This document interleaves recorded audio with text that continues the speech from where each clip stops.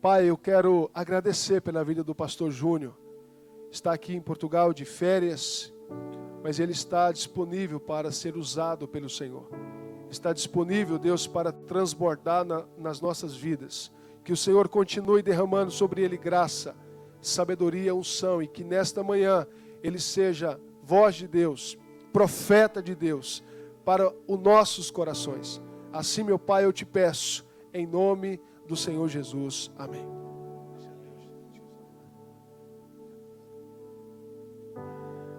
Amém.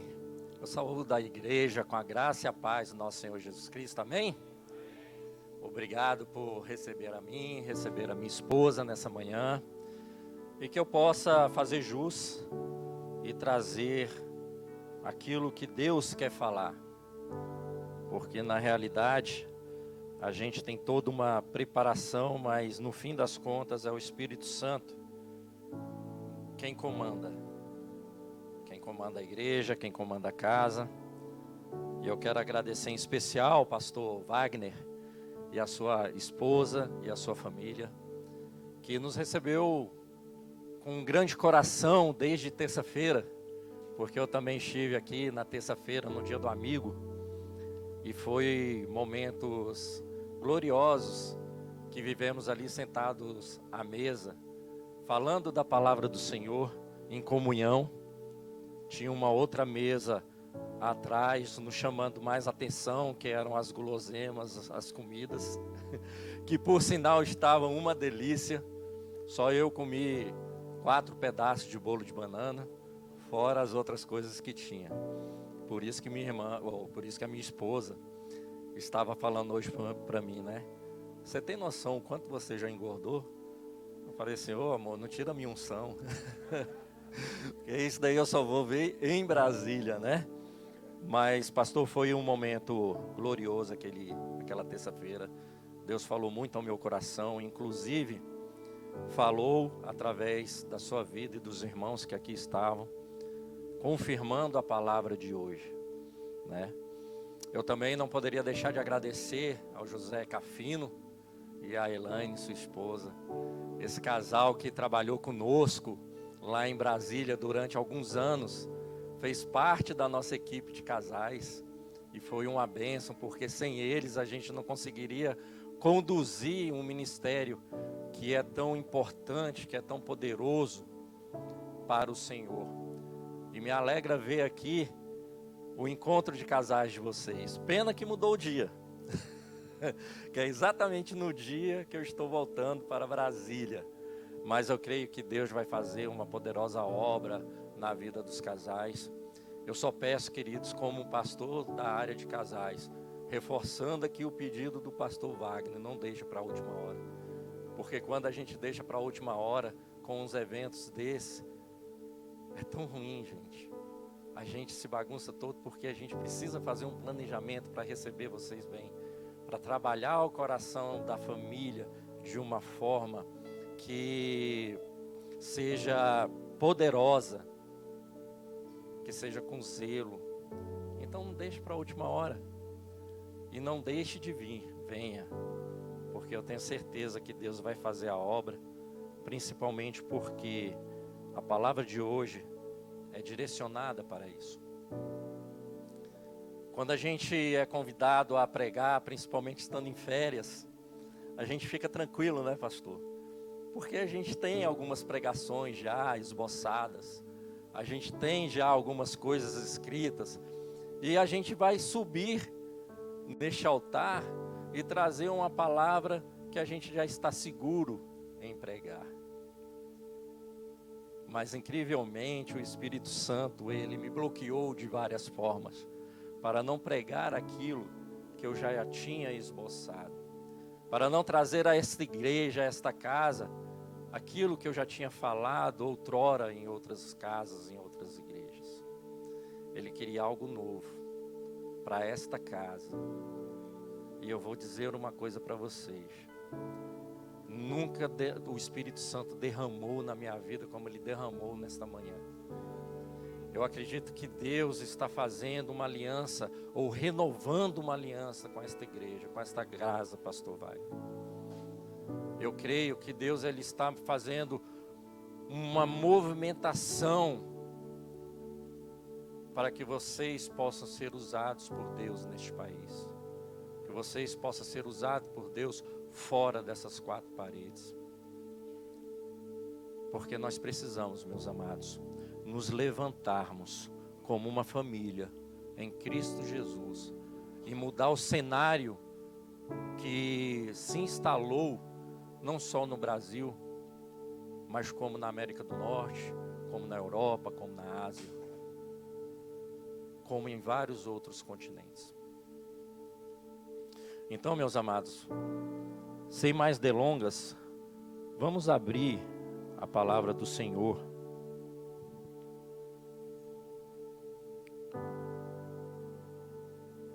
Em Lucas 8.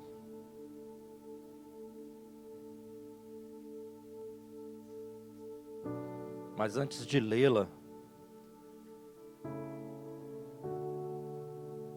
eu também quero me apresentar.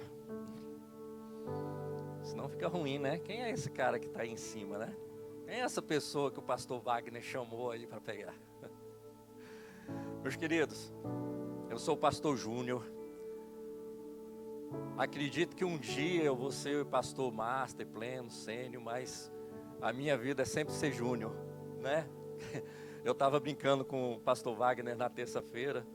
Um belo dia eu estava com o governador de Alagoas e eu me apresentei como Júnior. E ele falou assim: Júnior, que Júnior? Júnior é nome? Qual é o seu nome?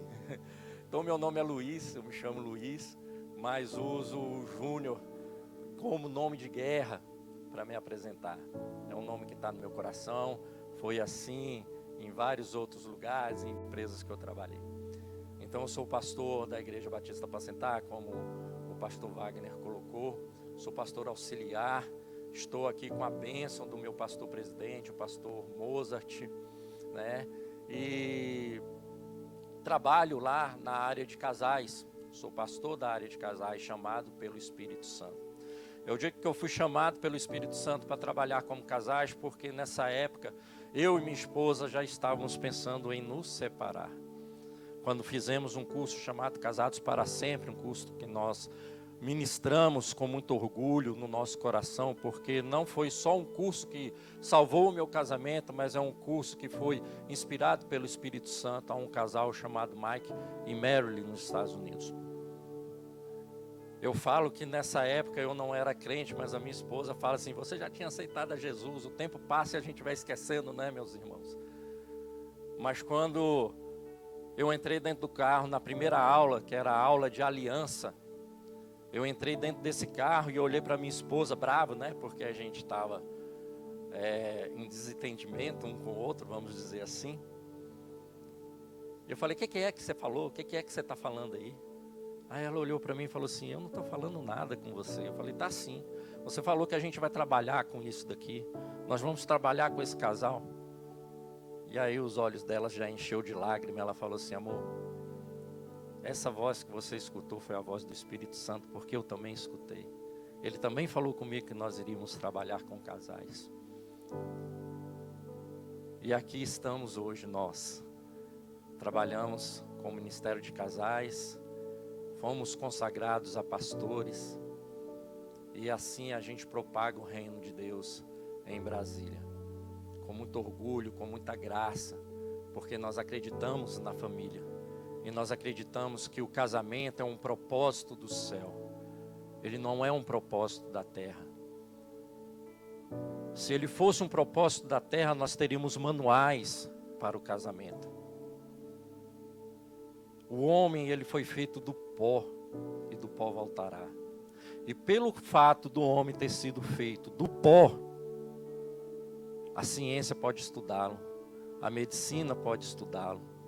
Nós temos aí as anatomias humanas sendo cada vez mais avançadas. Mas o casamento ele foi feito nos céus, com Cristo e a igreja. Então, para entendermos o casamento, não tem manual na terra. O único manual que existe é a palavra do Senhor. Então, nós acreditamos na família. A minha esposa que está sentada aqui, ela chama Tatiana. Eu queria pedir para ela ficar de pé.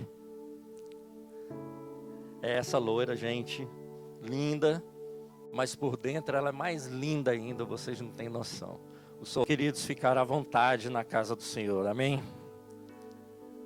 Eu vim preparado para o frio, como eu já falei com o pastor Wagner, mas ô terrinha que está fazendo calor, hein? Misericórdia.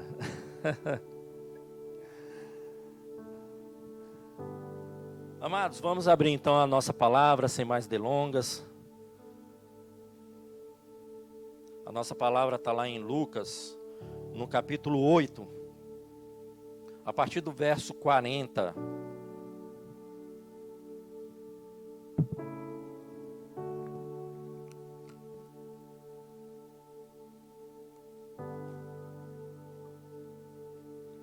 Está escrito assim: E aconteceu que, quando Jesus voltou, a multidão o recebeu, porque todos estavam esperando. E eis que chegou um varão de nome Jairo, que era chefe da sinagoga naquele lugar. Ele se jogou aos pés de Jesus e pediu com insistência que fosse até a sua casa, porque a sua filha, a sua única filha de 12 anos, estava morrendo. Enquanto Jesus ia caminhando, a multidão o apertava de todos os lados. Nisso chegou uma mulher que fazia 12 anos que estava com uma hemorragia. Ela havia gastado com médicos, ela havia gastado tudo o que tinha com médicos, mas ninguém havia conseguido curá-la. Ela foi por trás de Jesus e tocou na barra da capa dele. E logo o sangue parou de escorrer. Aí Jesus perguntou: Quem me tocou? Quem me tocou? Todos negaram, ninguém falou nada, mas Pedro, esse disse: Mestre, todo o povo está rodeando o Senhor e está o apertando. Mas Jesus disse: Alguém me tocou, pois eu senti que de mim saiu o poder. Então a mulher, vendo que não podia mais ficar escondida, veio tremendo e se atirou aos pés de Jesus. E adiante de todos, contou a Jesus porque tinha tocado nele e como havia sido curado na mesma hora. Aí Jesus disse: Minha filha, você sarou porque teve fé, vá em paz. Jesus ainda estava falando quando chegou da casa de Jairo um empregado e disse: Seu Jairo, a menina já morreu. Não aborreça mais o mestre. Jesus ouviu isso e disse a Jairo: Não tenha medo, mas tenha fé, e ela ficará boa. Quando Jesus chegou na casa de Jairo, deixou que Pedro, João e Tiago entrassem com ele, além do pai e da mãe da menina, e mais ninguém. Todos os que estavam ali choraram e se lamentaram por causa da menina. Então disse Jesus: Não chorem, a menina não morreu, ela está dormindo. Aí começaram a caçoar dele, começaram a rir dele, porque sabiam que ela estava morta. Mas Jesus foi, pegou-a pela mão e disse bem alto: Menina, levante-se! E ela tornou a viver e se levantou imediatamente. Aí Jesus mandou que dessem a ela comida. E seus pais ficaram muito admirados, mas Jesus mandou que não contasse a ninguém o que havia acontecido. Espírito Santo de Deus, eis-me aqui, Pai, um instrumento em tuas mãos, Senhor. Eis a palavra que o Senhor quer que seja pregada nessa manhã, Senhor, nesta casa, Pai. Então, em nome de Jesus, que eu seja um instrumento e que o teu Espírito Santo possa falar através de mim e alimentar os teus filhos que nesta manhã aqui estão, Pai, porque a tua palavra não volta vazia. Eu creio, Senhor, na verdade que aqui está sendo dito e que está sendo escrito em nome de Jesus. Amém. Como eu disse, meus amados, eu vim a esta casa para pregar uma palavra que já estava preparada lá em Brasília, país de origem, precisamente em Brasília, que é onde eu moro. Mas Deus veio falando ao meu coração que não é isso que Ele queria trazer a esta casa nessa manhã. Não era isso que Ele queria dizer a vocês sobre casamento, que era o que eu iria pregar. O que Ele quer dizer a vocês é sobre a igreja dele e a importância que vocês têm para a casa do Senhor. E aí ele mudou toda uma estrutura para que eu pudesse ser usado pelo Espírito Santo e trazer a essa palavra a vocês.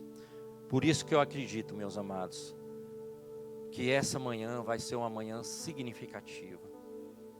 Porque essa palavra que ele colocou em meu coração, que a gente acabou de ler aqui nessa manhã, ela já foi pregada por muitos pregadores. Ela já foi falada por muitos pregadores no seu contexto de diversas formas. Mas essa manhã Deus quer usar essa palavra, esse contexto, para trazer uma outra visão ao meu coração e ao coração de vocês. Porque nessa manhã o Senhor, Ele quer reestabelecer a igreja, tanto nas suas colunas, como nas suas estruturas pessoais. E isso não ocorre, meus amados, ampliando o templo. Isso não ocorre a gente alargando as paredes. Mas quando entendemos que o verdadeiro crescimento está no desenvolvimento de atitudes verdadeiras. Isso acontece quando homens e mulheres se dispõem para a verdadeira obra do Senhor, para o verdadeiro fazer para o Senhor. Quando homens e mulheres se dispõem para essa verdadeira obra, eles se tornam colunas da igreja. Independente da área que essa pessoa atua, seja como pastor, seja como diácono, seja na recepção recebendo os irmãos. Não importa como você está na casa do Senhor, se apenas sentado e ouvindo a palavra do Senhor. Mas é quando a gente se predispõe a Ele, que nos tornamos colunas da igreja. O apóstolo Paulo, quando ele se refere ao templo como igreja, ou quando o apóstolo Paulo, melhor dizendo, se refere à igreja como templo, ele está falando aqui para os judeus, porque os judeus, eles tinham essa mentalidade de templo, 4 paredes. Mas quando Paulo direciona a igreja como corpo de Cristo, ele já está falando com os gregos, que naquela época estavam estudando a anatomia humana. Então Paulo, ele conseguia falar para ambos as culturas sobre a igreja, para que esses pudessem entender a importância de estarmos em comunhão na casa do Senhor. Então, quando pensamos em igreja, templo, iremos deduzir e enxergar na nossa mente uma igreja como colunas e paredes, portas e janelas. Mas se você pensa numa igreja como corpo, vemos uma congregação unida em prol do reino de Deus. E você e eu também vamos, como corpo, trabalhar juntos para que a igreja ela possa prevalecer. Porque no corpo nós temos os órgãos vitais. Nós temos os órgãos que trabalham juntos para a nossa sobrevivência. Mas na ótica de Cristo, todos nós temos a mesma importância. Não existe o maior e o menor no reino de Deus. Isso não existe, porque Deus não faz acepção de pessoas. Mas na ótica de Cristo, todos nós temos a mesma importância, o mesmo potencial. Só dependemos da nossa funcionalidade. É por causa da nossa funcionalidade que a gente ganha importâncias diferenciadas. Porque o pastor, ele vai estudar mais, ele vai buscar mais, ele vai trabalhar mais para poder assisti-lo cada vez melhor. O diácono vai conduzir a casa estudando também para poder receber os irmãos melhor. É por causa dessa funcionalidade diferenciada que a casa do Senhor entra num funcionamento diferenciado. E é aí, meus amados irmãos, que quando há um convite trazido pelo pastor do local onde vocês trabalham, vocês têm que colocar no coração de vocês que vocês são diferenciados na casa do Senhor. Eu me alegrei nesta terça-feira quando eu fui convidado para o Dia do Amigo pelo José Cafini e pela Elaine. Mas me entristeci de chegar aqui e ter poucas pessoas, e conversando, essas poucas pessoas eram pessoas que trabalhavam na obra do Senhor. E aqueles que foram convidados, por algum empecilho, por algum motivo, não puderam estar em comunhão naquele dia de muita alegria, de muita paz. E o coração do pastor e dos outros que estavam presentes nessa pequena reunião foi um coração de entendimento, onde eles se colocaram em oração pela vida daqueles que foram convidados e não puderam estar. Eu estou tocando nesse exemplo, meus irmãos, não para chamar a atenção da igreja. Eu estou colocando esse exemplo não para chegar aqui e falar, olha a casa onde vocês estão. Não. Eu não estou colocando aqui esse exemplo para isso, mas eu estou colocando esse exemplo para que você se sinta diferenciado. E se você se sente diferenciado na casa do Senhor, você tem que participar da casa do Senhor. Você não pode vir aqui somente num culto de domingo, receber um alimento, e esse alimento não ser o suficiente para te abastecer durante a semana toda. Por isso nós precisamos, todos os dias, estar nos alimentando com a palavra do Senhor.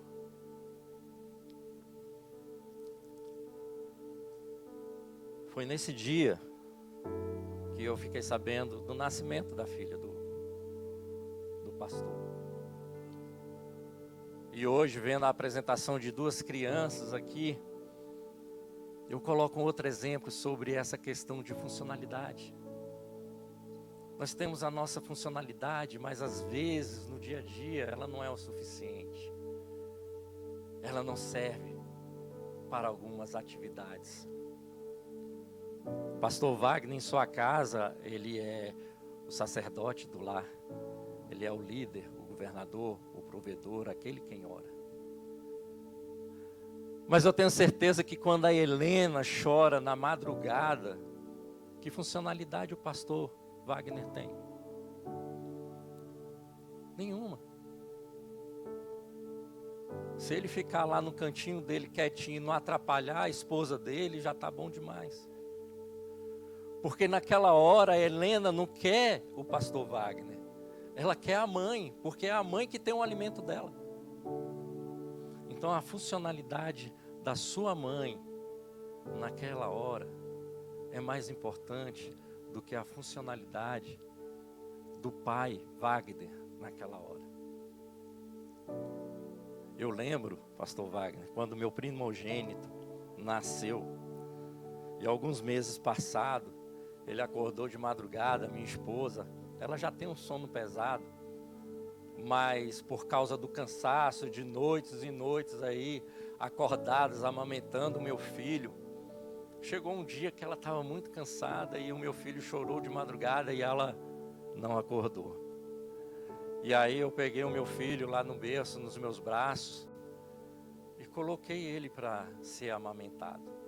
E eu acho que eu fiz direitinho, coloquei no peito, depois tirei, coloquei no outro, e ela meio sonolenta, dormindo. Botei o menino para rotar, botei lá no berço. E aí de manhã, para mim de madrugada, umas 6 horas da manhã, minha esposa acorda, Júnior, acorda. Meu irmão, meu coração veio na goela. Eu fiz igual gato no teto. Pronto, fiz alguma coisa errada, matei meu filho. Não deu mamar direito. Mas ela acordou falando assim: Júnior, o Arthur dormiu a noite inteira. Não pediu mamar. Daqui para frente eu vou poder dormir a noite inteira. E eu pensando que estava fazendo bem. É por isso que a gente tem as nossas funcionalidades.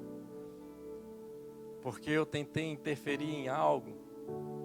E esse algo que eu tentei fazer, ajudando, ficou um pouco pior. Porque agora era eu que tinha que acordar de madrugada para dar mamar pro menino.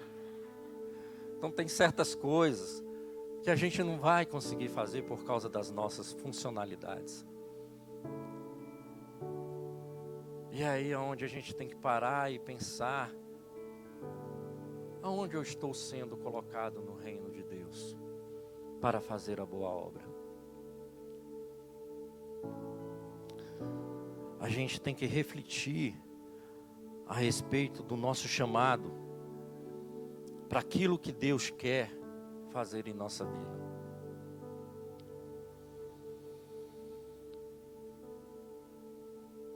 E quando a gente leva para a igreja e falamos dos diáconos, dos pastores, dos outros cargos, isso não nos torna melhor, como eu já disse.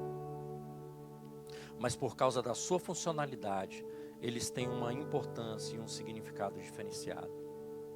São as colunas da igreja e os órgãos vitais do corpo. Há quase 4 meses atrás, eu sofri um acidente na minha casa trabalhando para o reino de Deus. Era uma sexta-feira onde os jovens iriam para o retiro deles e eu e minha esposa sempre ajudamos todos os ministérios e ali a gente estava fazendo lanche para eles. Sempre me coloca na cozinha para trabalhar, não sei porquê, mas a minha esposa disse que a comida que eu faço é muito gostosa. Então, amém, eu acredito nisso daí. Mas eu resolvi fazer um equipamento lá em casa para facilitar a embrulhar esses sanduíches que nós estávamos preparando. E mexendo com a maquita, eu não sei se aqui tem esse nome, mas é uma serrinha de cortar madeira, ferro e outros utensílios. Ela deu um ricochete e passou em cima do meu dedo. Eu perdi a falange do dedão esquerdo. E isso não foi muito bom. Não porque o dedo caiu no chão pulando, mas perder uma parte do dedo em época de eleição, meu amado. Vocês imaginam o bullying que eu sofri nisso daí, né? Mas eu perdi a falange do dedão esquerdo, ainda do lado esquerdo, né? E eu fui para o hospital e ali a gente não conseguiu fazer a implantação do dedo porque precisava de equipamentos especiais para isso. E como parte do dedo foi amputado, o processo de recuperação é mais demorado. Mas pela graça do nosso Senhor Jesus Cristo, os médicos ficaram abismados com a rápida recuperação do meu dedo. E eu falo: Deus, porque o meu dedo se recuperou pelo lado externo em 33 dias. 33 anos Jesus ficou aqui nessa terra. E a gente vai fazendo as associações e ali Deus falou muito ao meu coração, mas isso daria uma outra pregação, não é o que eu quero dizer aqui agora. Mas acontece que quando eu estava fazendo os curativos na minha mão, eu percebi que a minha mão estava toda escamada, ela estava ressecada, ela estava diferente da outra mão que estava sã. E a enfermeira, que não é cristã, e me diz que não gosta de igreja, ela foi usada por Deus naquele momento e nem sabia, porque ela olhou e falou assim: é claro que a sua mão está desse jeito, porque o seu dedo que foi amputado, que foi cortado, está doente. E ele precisa de nutrientes para não morrer. E aí tudo que está em volta do seu dedo está fazendo uma força tremenda para poder enviar ao dedo os nutrientes necessários para que ele possa se recuperar. Porque se não fosse assim, o seu dedo poderia necrosar. E se houvesse a necrose do seu dedo, você poderia perder a mão. E assim a gente ia cortando. E quando Paulo fala de corpo de Cristo, ele está falando disso.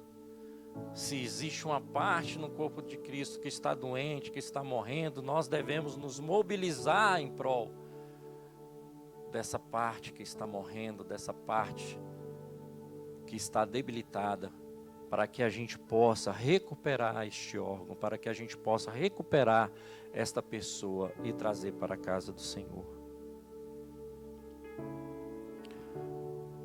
Só que infelizmente a igreja, ela não está fazendo isso. Infelizmente a igreja, depois de uma pandemia, ela ficou apática. Me desculpem dizer isso, irmãos. Ela ficou covarde. Pensando só em si, pensando só no seu bel prazer, pensando só na sua saúde, na salvação da sua família. Infelizmente, a pandemia acabou, as portas se abriram, mas a gente quer ficar dentro da cadeia.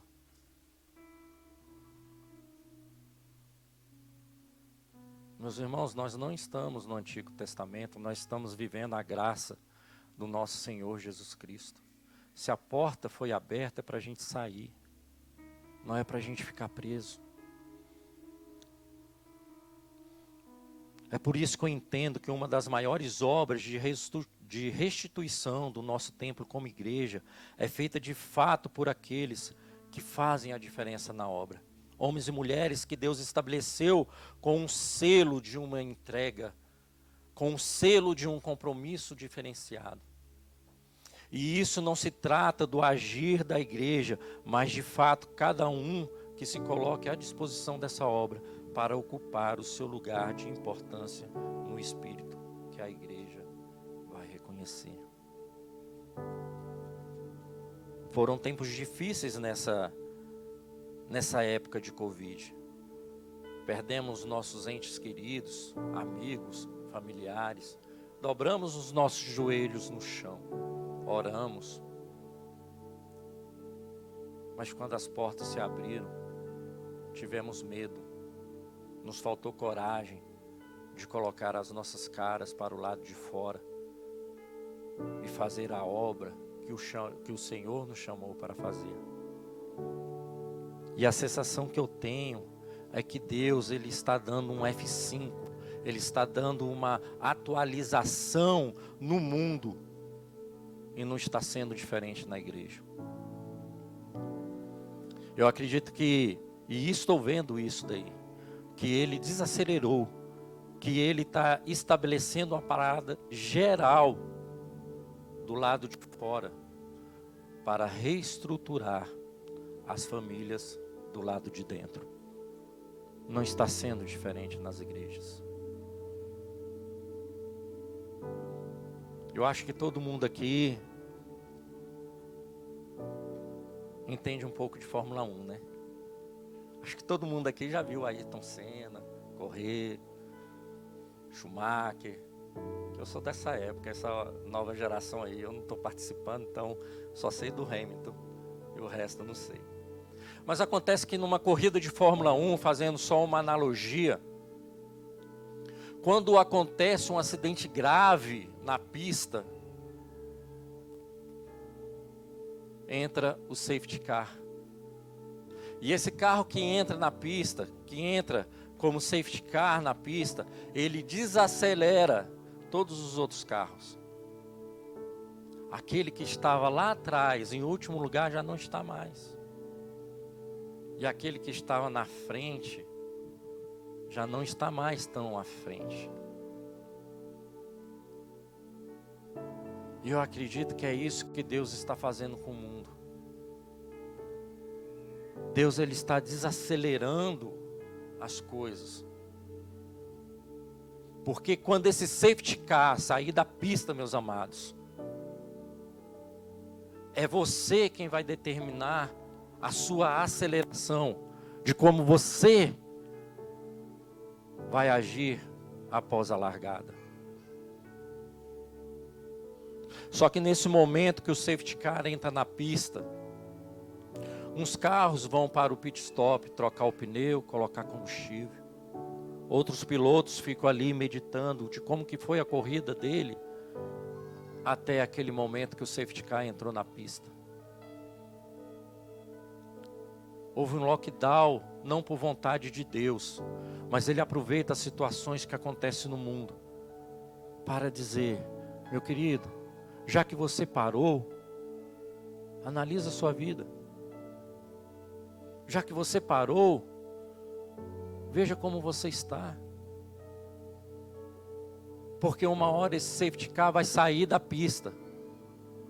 E é a análise que você vai fazer de si que vai determinar o quanto você vai pisar nesse acelerador. O quanto você vai correr para poder chegar na frente.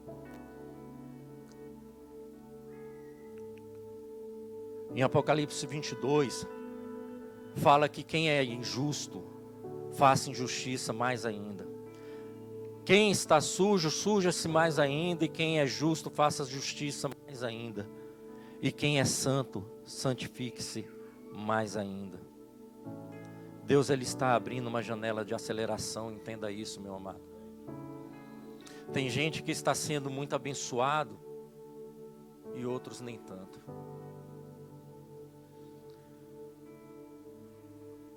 E como pastor, eu tenho que dizer para vocês acordarem e acelerarem, porque nós não podemos mais ficar para trás, porque o mundo ele está acelerando e nós estamos dormindo, cansados, preguiçosos. E os filhos do Senhor não podem ser desse jeito. Essa é a questão. Porque, meus amados, como é que eu faço para acelerar? Aí está a chave. Eu não tenho que acelerar. Eu só tenho que me colocar no portal que Deus está abrindo, onde Ele está acelerando. Não sou eu, não é você que vai acelerar. Deus já está acelerando, nós só temos que estar nesse portal.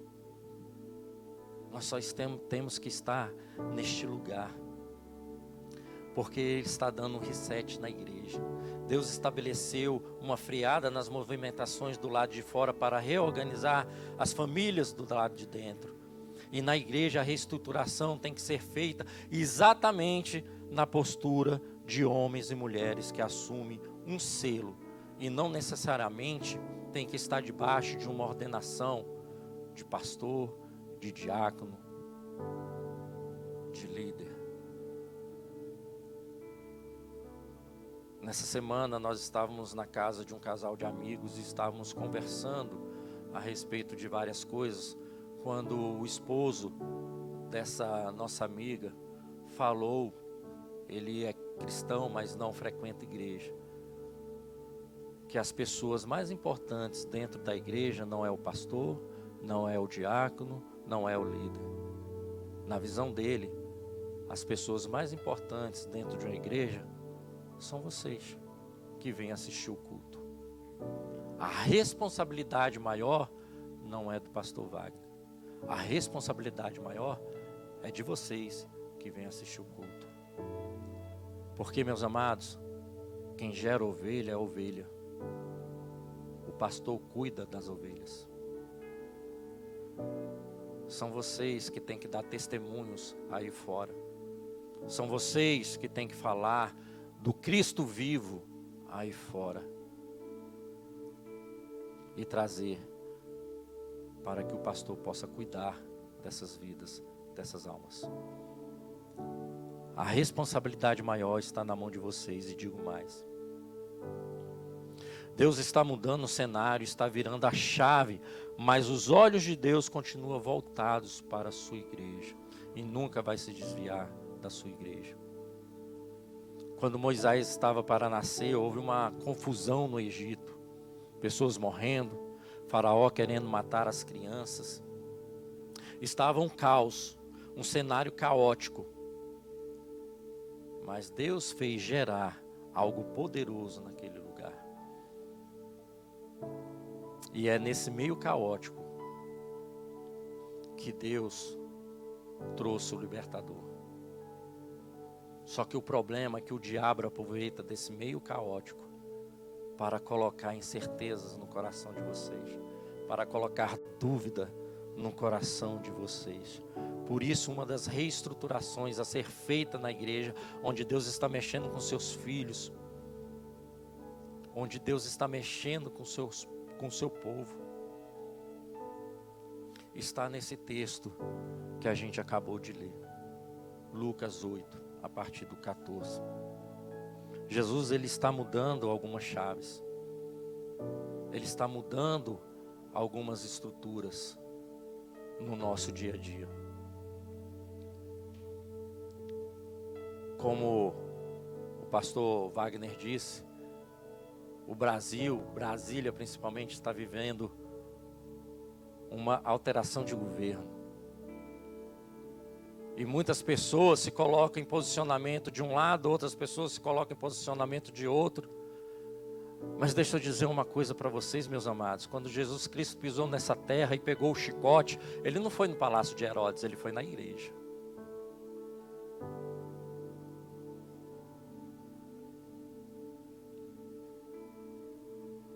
Porque é a igreja que precisa ter esse avivamento.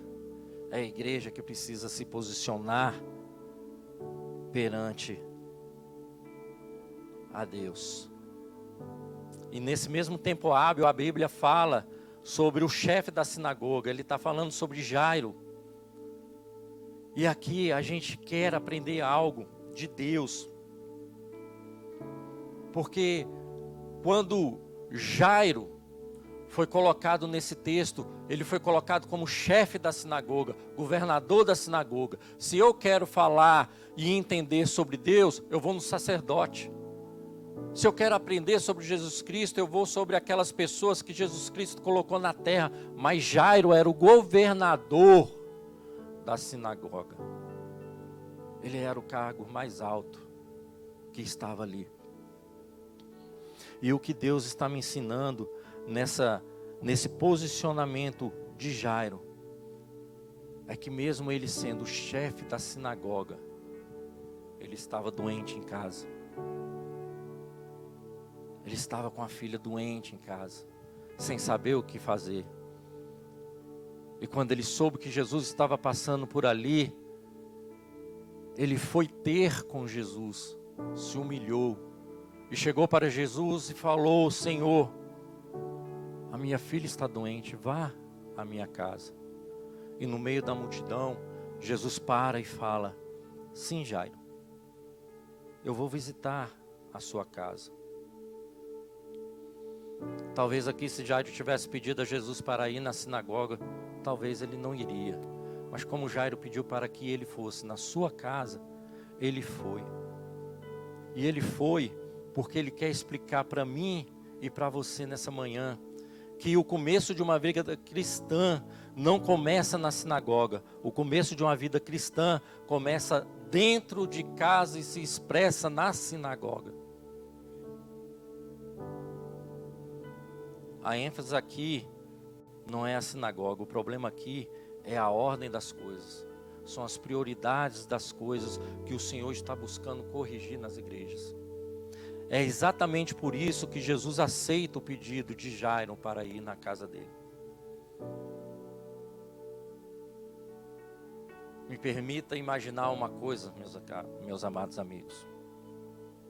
Porque eu gosto de ler a Bíblia, pastor Wagner, e me colocar como um personagem dentro dela. para ficar imaginando algumas coisas que acontecem ali. Então isso não está escrito na Bíblia. E eu escrevi aqui para não esquecer, mas eu imagino Jairo andando lado a lado com Jesus, ainda na sua postura de chefe da sinagoga, com o peito estufado. E aquelas pessoas gritando ao lado de Jesus, pedindo a Jesus para curar a sua filha, pedindo a Jesus para curar a sua família, pedindo a Jesus para curar o seu marido, a sua esposa. E Jairo olhando, ei, calma aí, multidão, espera aí, o negócio aqui é de chefe para chefe. Mas aí, na história, aparece uma mulher com fluxo de sangue, há 12 anos, com hemorragia, e ela se arrasta no meio da multidão, e ela toca na orla de Jesus, e é curada imediatamente. E aí, eu me imagino, olhando para a cara de Jairo, a cara de felicidade maior ainda, porque ele está vivenciando tudo aquilo, e se ao tocar nas vestes de Jesus, aquela mulher foi curada, então a filha dele já está sã, a filha dele já está curada, porque ele viu isso Jesus fazendo. Ele se alegrou nesse momento, porque ele tinha certeza da cura da sua filha. E essa mulher, ela se tomou de uma coragem que falta em muitos. Ela se arriscou no meio da multidão, porque ela não podia sair de casa. Ela era considerada uma mulher impura.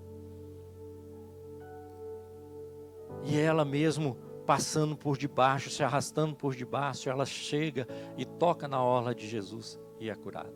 E imediatamente Jesus fala, quem me tocou? E lógico, não podia ser outro, tinha que ser Pedro, Pedrão. Falou, que é isso, Senhor? Como assim quem te tocou? A multidão te aperta, a multidão te empurra. E Jesus fala, de mim saiu o poder. E aquela mulher, ela foi exposta, aquela mulher, ela foi levantada pelo Senhor, ela teve que se apresentar ao Senhor. E ela disse, fui eu, Senhor, que toquei nas suas vestes. E ele fala, a tua fé te curou.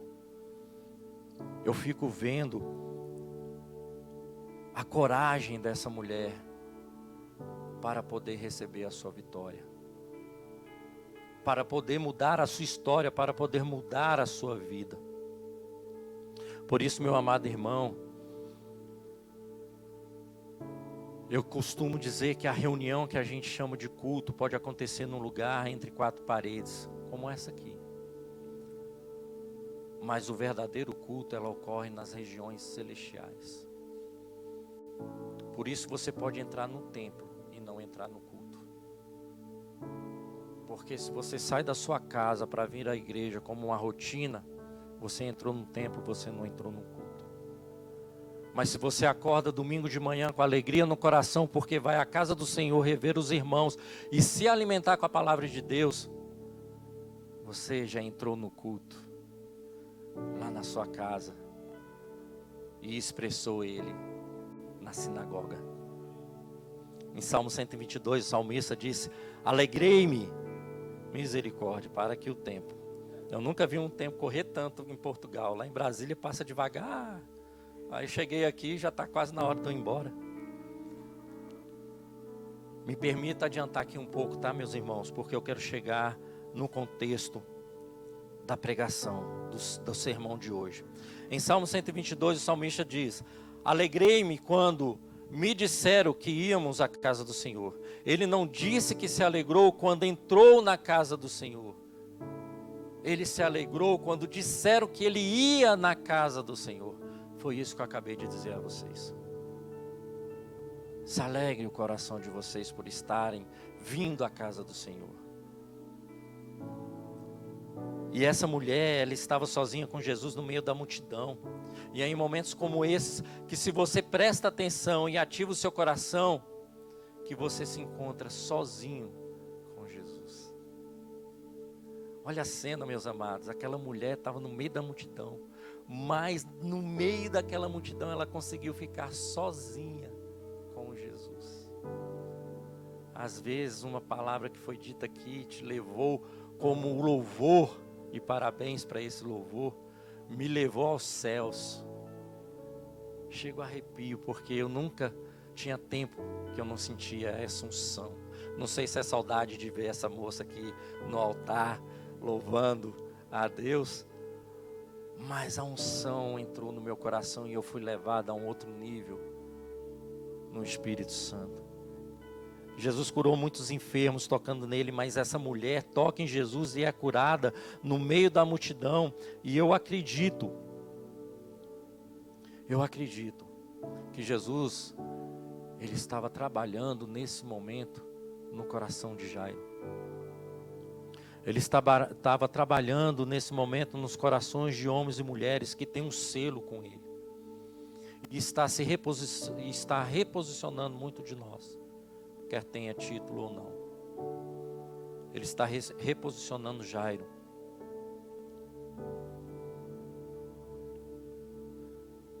Porque Jairo, ele estava se colocando num nível, mas ele mostrou: Jairo, eu sou aquele que cura, tenha fé, eu vou curar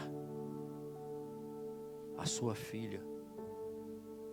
Mas Jairo, eu quero te ensinar uma coisa, eu quero te mostrar que eu sou o Jesus vivo que veio nessa terra. Porque também eu imagino a cabeça de Jairo como chefe da sinagoga, como alguém que ensina a palavra do Senhor. Jairo, ele no mínimo passou pela cabeça dele, estou aqui conjecturando: Senhor, eu prego na igreja que se um impuro tocar no puro, este ficará impuro. Mas Jesus está dizendo aqui para Jairo: Jairo, se você opera pela lei, sim, você está certo, mas eu vim para dar amor, eu vim por causa da minha graça. E se você tem mais pureza dentro de você e toca no impuro, esse impuro ficará puro. O que eu aprendo, meus queridos, é que nós não podemos deixar de abraçar os nossos irmãos, porque um abraço seu pode curar uma pessoa e tirá-la da depressão e tirá-la da morte. Como aconteceu na igreja lá em Brasília, de um diácono abraçar uma irmã, e no final do culto essa irmã chegou para esse diácono e falou assim: eu vim nesse culto para agradecer a Deus a minha vida, porque eu estava indo para a ponte tirar a minha vida, mas o seu abraço me impediu de me matar. O seu abraço me curou. O meu tempo já terminou, mas eu vou adiantar aqui. E o que eu quero dizer é que aquela mulher, meu querido, ela representa a igreja.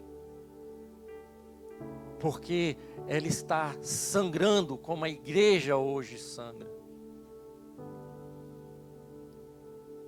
E como eu sei que ela representa a igreja, porque ela está sangrando no lugar de intimidade. E o que Deus e o que Jesus quer fazer é exatamente curar a enfermidade da igreja, para que a igreja volte a ter intimidade com Ele, como essa mulher voltou a ter intimidade com seu marido. O que Jesus quer fazer, meus queridos,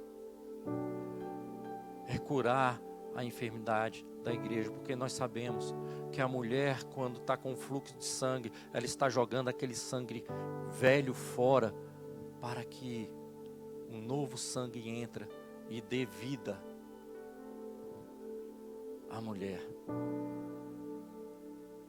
Jesus é o sangue novo e Ele quer dar vida à igreja.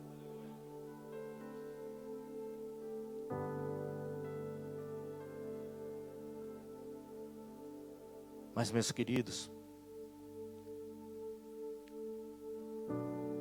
se nós não nos posicionarmos, se nós não tivermos a coragem dessa mulher de se arrastar e de se colocar diante de Jesus, dizendo: Senhor, eu estou enfermo, Senhor, eu estou precisando da sua cura, Senhor, me cura, isso não vai acontecer. Quando Jesus quer curar a igreja, meus amados, Ele faz isso na rua. Mas quando Ele quer curar a nossa casa, Ele faz isso em secreto no seu quarto. Porque Jesus, quando foi curar a filha de Jairo, Ele entrou em seu quarto. Ele entrou na casa de Jairo e foi para o quarto da filha. E ali Ele chamou Pedro, João e Tiago e seus pais. E mais ninguém. E quando Ele curou aquela menina, Ele disse: dê a ela o de comer. Essa história, meus amados, ela é muito linda. Por isso que eu acho que essa manhã, ela está sendo uma manhã diferenciada. E me permita terminar essa pregação adiantando aqui vários passos. Porque pastor sempre fala demais, meus amados. Pastor, é uma raça que eu vou te contar. A gente sai, abre parênteses e vai andando, porque o Espírito Santo vai colocando e a gente vai se animando.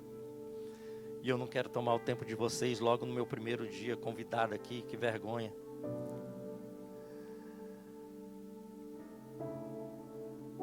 Mas acontece que Jesus chama Pedro, Tiago e João, ou seja, Ele busca as autoridades da igreja, ele busca as colunas da igreja, e Ele chama os pais daquela menina, e ressuscita aquela menina e dá uma ordem aos seus pais: dai de comer a essa criança, porque eu dou a vida, mas o alimento quem dão são vocês. Hoje eu vi várias crianças e foi aí que eu tive a certeza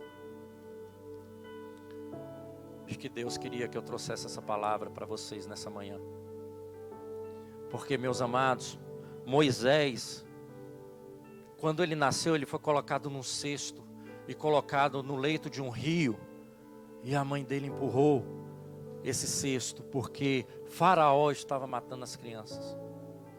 Mas a sua irmã mais velha, Miriam, foi seguindo esse cesto, até esse cesto parar nas mãos da filha de Faraó. E ela pegou essa criança e olhou, e resolveu ficar com ela. Mas Miriam, espertinha, foi até a filha de Faraó e falou assim: esta criança é muito pequena, ela precisa de uma ama de leite, ela precisa ser alimentada. Eu conheço uma ama de leite. Se a senhora quiser, eu posso pegar a criança e levá-la até essa ama de leite para amamentá-la. E Moisés foi amamentado pela sua casa, pela sua mãe. O que eu quero dizer para vocês, meus amados irmãos,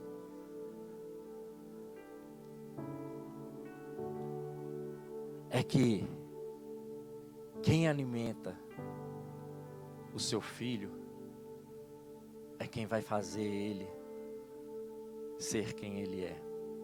Em outras palavras, Moisés viveu na casa de Faraó, mas por causa do alimento que a mãe dele deu, ele foi um libertador.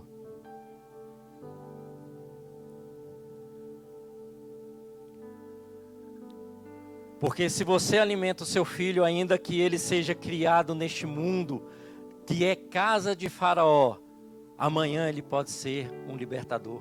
Entenda uma coisa aqui, meus amados irmãos, o que eu quero dizer nessa manhã é que quem decide se seu filho vai ser um escravo ou um libertador é quem dá a ele o de comida.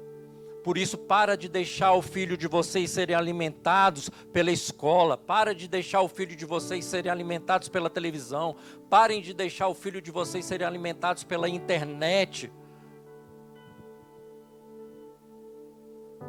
Seja você a ama de leite do seu filho. Porque será da forma que ele for alimentado que ele pode ser um escravo ou um libertador. Por isso eu digo nessa manhã, mais uma vez, que é uma manhã especial. Porque orando por esta casa, pela vida do pastor Wagner e sua família, por esta congregação, por esta igreja, Ontem de madrugada, num excelente hotel, 6 estrelas que eu estou, que é na casa do José Cafino e da dona Elaine. Lágrimas veio aos meus olhos, porque, pastor, eu vi Jesus colocando um selo nesta casa. Eu vi Jesus colocando um selo nesta casa. E é você quem escolhe se quer vir para a igreja para entrar na fila da bênção, ou se você quer vir para a igreja para ter vida dentro de casa, honra na rua e relevância na igreja. O selo está sendo colocado aqui, meus amados. E este país, este continente, precisa de vocês. Não se acovardem, ficando quietos na sua residência. Porque tem muitos filhos aí fora que estão recebendo alimentos errados, mas você, como filho de Cristo, pode dar a essa pessoa o alimento certo. Porque somos uma família e somos filhos de Deus. Não deixe que esse povo seja alimentado neste mundo de Faraó. Permita que esse povo seja alimentado na casa do Senhor, que é onde tem um alimento bom, um alimento sincero. Vamos nos colocar de pé nessa manhã. Peço perdão, pastor, pelo avanço do horário. Meus amados, Deus, Ele está colocando, como eu disse, eu vou ficar um pouco aqui, que eu tenho medo de altura, estou vendo aqui um pouco alto. Deus está colocando, como eu disse, um selo nesta casa.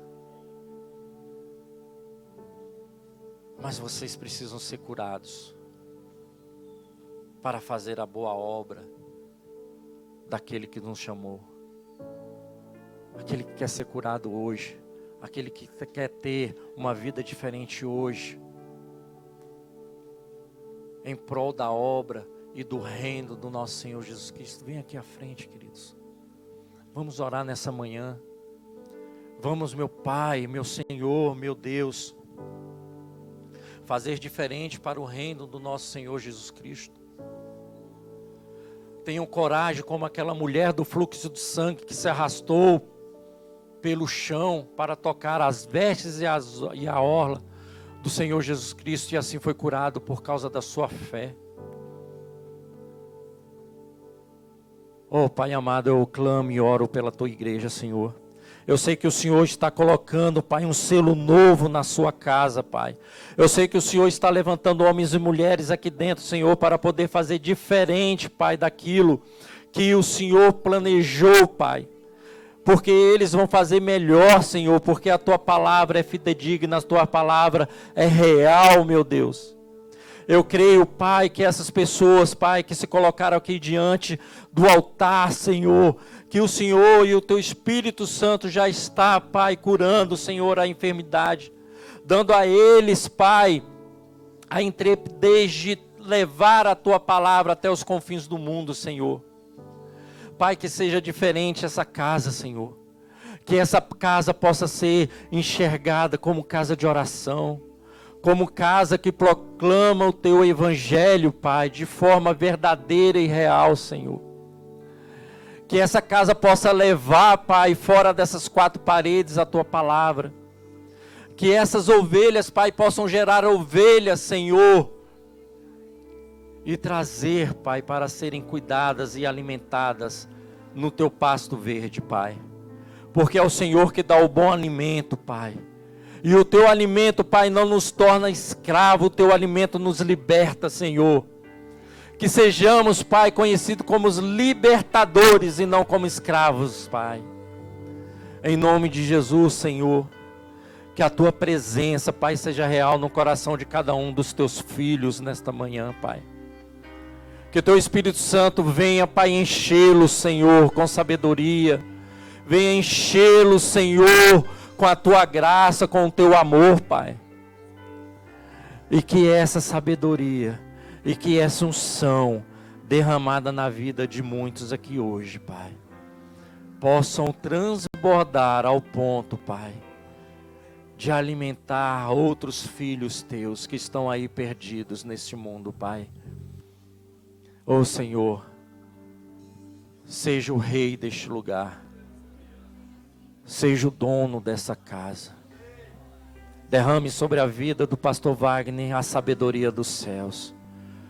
Que ele possa, Pai, em nome de Jesus, fazer a tua vontade, Senhor. Dê a ele e a sua família forças, Pai. Entendimento, Senhor, para uma nova vida, Pai. Para um novo momento, Senhor, onde o Senhor está abrindo os portais da aceleração.